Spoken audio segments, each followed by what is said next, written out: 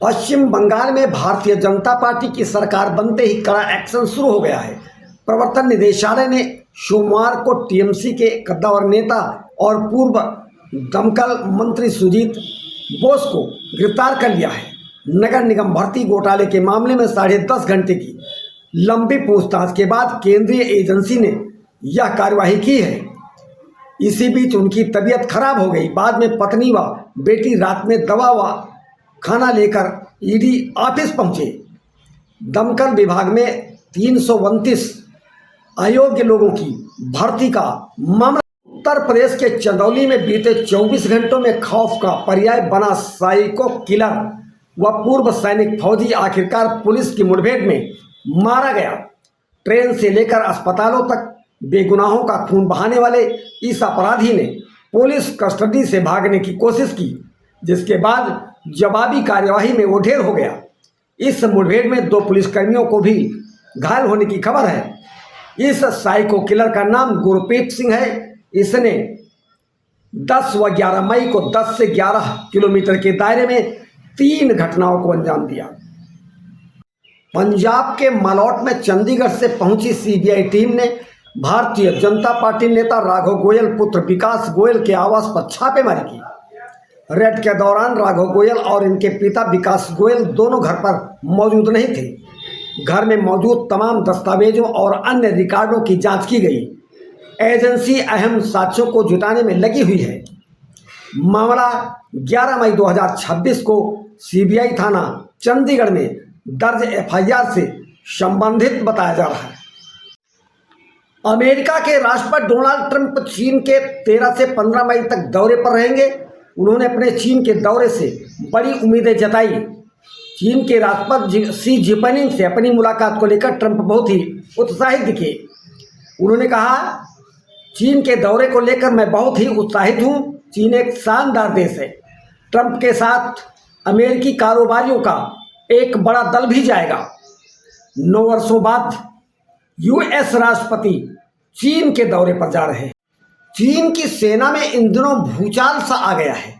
एक के बाद एक सैन्य अधिकारियों पर कार्यवाही करके दुनिया का ध्यान चीन ने खींच लिया है। आखिर चीन की सत्ता और सेना के बीच ऐसा क्या चल रहा है कि राष्ट्रपति शी जिनपिंग को लगातार अपने सैन्य ढांचे की सर्जरी करनी पड़ रही है।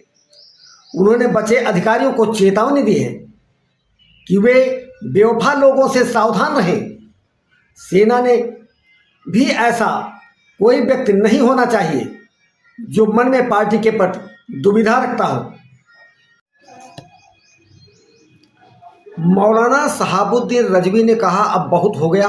उत्तर प्रदेश में 2027 में विधानसभा चुनाव होने वाले हैं।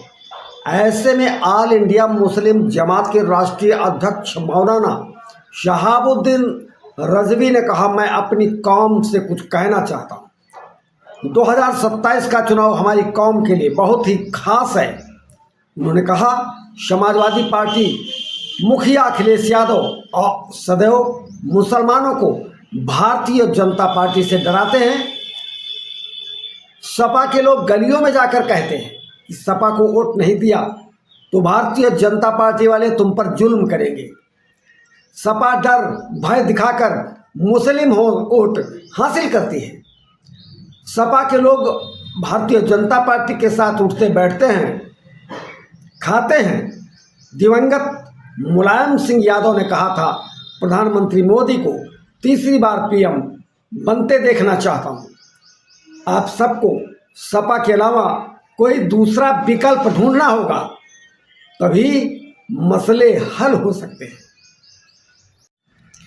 उत्तर प्रदेश कांग्रेस इकाई के अध्यक्ष व पूर्व मंत्री अजय राय ने 1962 के भारत चीन युद्ध के दौरान इंदिरा गांधी द्वारा राष्ट्रीय रक्षा कोष में 336 ग्राम सोना दान दिए जाने का जिक्र किया और कहा, मोदी को राष्ट्रहित में नेताओं से दान देने की अपील करना चाहिए। मोदी की सोना न खरीदने, डीजल पेट्रोल की बचत करने की अपील को उन्होंने सिरे से खारिज कर दिया। उन्होंने कहा, मोदी को पहले अपना काफिला रोड शो रोकना चाहिए। पीएम देश की जनता को गुमराह कर रहे हैं। उन्होंने आरोप लगाया, जिसे जनता से ज़्यादा चुनाव प्यारे हैं उससे संवेदनशीलता की उम्मीद करना बेकार है।